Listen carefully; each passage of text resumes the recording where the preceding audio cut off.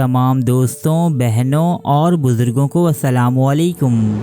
यहूदी अपनी शादी की पहली रात अपनी दुल्हन को हाथ तक क्यों नहीं लगाती? वो दुल्हन से हम बिस्तरी के लिए आखिर किस चीज़ का इंतज़ार करते हैं? यहूदी ख़वातीन अपने गंदे ज़ेर जामा यहूदी रब्बियों को क्यों दिखाती हैं और इनसे किस चीज़ की इजाज़त हासिल करती हैं? यहूदी अपनी शादियों में शीशे की प्लेटें या गिलास क्यों तोड़ते हैं? यहूदी सुबह सुबह शराब क्यों पीते हैं? ये अपनी इबादत या दुआ के वक्त हिलते क्यों रहते हैं? दोस्तों, आज हम जानेंगे दुनिया की एक कदीम तरीन कौम अहले यहूद की चंद बदतरीन और शर्मनाक रसूमात, जो इनकी तमाम तर तालीम और टेक्नोलॉजी का कच्चा चिट्ठा खोलकर रख देती हैं। ताहम वीडियो शुरू करने से कबल मेरी तमाम नए आने वाले दोस्तों से गुजारिश है कि चैनल को सब्सक्राइब करते हुए साथ मौजूद घंटी की अलामत को भी लाजमी दबा दीजिए, ताकि हमारी हर नई और मुनफरिद वीडियो की नोटिफिकेशन बर वक्त आपको मिलती रहे। तो आइए जायज़ा लेते हैं यहूदियों की चंद बेहुदा और गैर इखलाकी रसूमात का।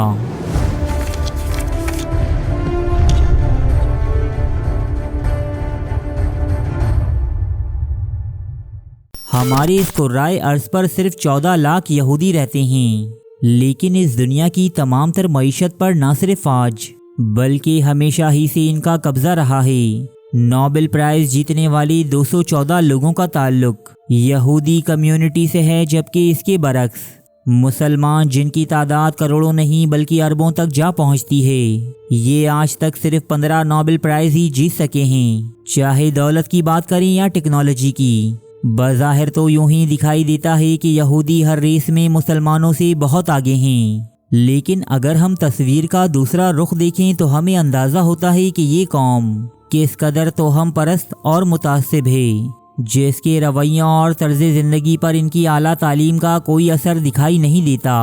यहूदी अपने हर दुनियावी अमल में कदीम और दकियानूसी रसूमात पर चलने के आदी हैं, जिनमें से बाज़ रसूमात तो इस कदर गलीज़ और शर्मनाक हैं कि इस कौम को इंसान कहना भी इंसानियत की तौहीन नज़र आता है।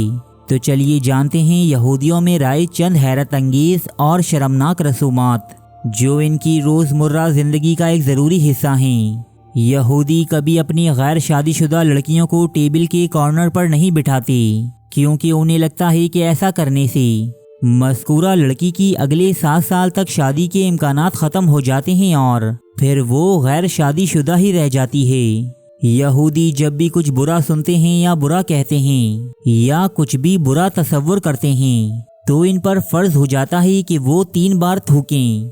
बिल्कुल इसी तरह कोई खुशी की खबर सुनकर भी ये लोग 3 ही दफ़ा थूकते हैं। यहूदियों के मुताबिक ये 3 बार थूकना इन्हें इनके करीब मौजूद शैतान और इसकी नज़रे बस से दूर रखता है। जब यहूदी कब्रिस्तान जाते हैं तो वो कभी सीधे रास्ते से अपने घर वापस नहीं आती, क्योंकि उनका मानना है कि कब्रिस्तान में मौजूद बहुत सी मनफी कुव्वतें इनका पीछा करती हैं और ये इनके साथ इनके घर तक आ सकती हैं। लिहाजा ये कब्रिस्तान से वापसी पर किसी बाजार, किसी अजीज़ के घर या फिर किसी इबादत खाने का रुख लाजमी करते हैं, ताकि इन मनफी कुव्वतों से पीछा छुड़ाया जा सके। यहूदियों में एक रस्म ये भी पाई जाती है कि ये अपनी मुक़द्दस किताबों, चीज़ों या इबादत के लिबास की बाकायदा तदफीन करते हैं। यहूदियों के नज़दीक कोई मुक़द्दस किताब जब पुरानी या बोसीदा हो जाती है तो ये इसे जलाने या पानी में बहाने के बजाय ज़मीन में दफन कर देते हैं। यहूदी इबादत के दौरान इस्तेमाल होने वाले चमड़े के बॉक्स और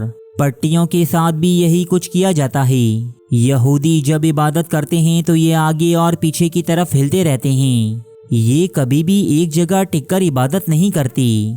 यहूदी ये अमल अपने बच्चों को भी सिखाते हैं, क्योंकि उनका मानना है कि ऐसा करने से इनका इबादत में ध्यान लगता है और इन्हें रूहानी सुकून हासिल होता है। यहूदी ये अमल 8वीं सदी ईस्वी से करते चले आ रहे हैं।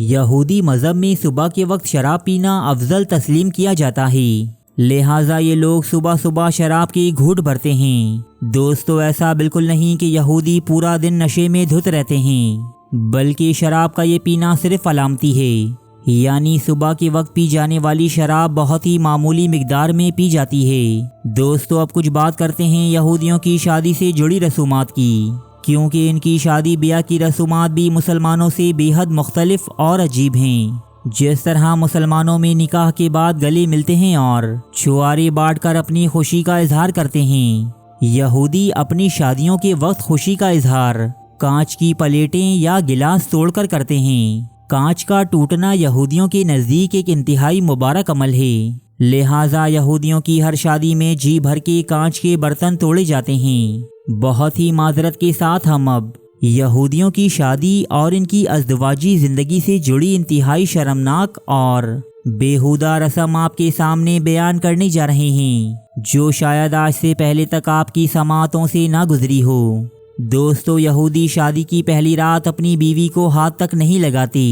जी हाँ, यहूदी शादी के अगले 12 दिनों तक अपनी दुल्हन के साथ जिनसी ताल्लुकात बनाने से गुरेज करते हैं। ये यहूदियों के मजहबी अहकामात का हिस्सा है, जिसके मुताबिक यहूदी अपनी नई नवेली दुल्हन की पहली माहवारी यानी हेज़ के दिनों का इंतज़ार करते हैं और फिर ये ख़त्म हो जाने के बाद ही इनके दरमियान जिनसी ताल्लुक़ कायम किया जा सकता है। दोस्तों, इससे पहले दुल्हा और दुल्हन के दरमियान कायम होने वाला ताल्लुक़ नाजायज़ और हराम कहलाता है।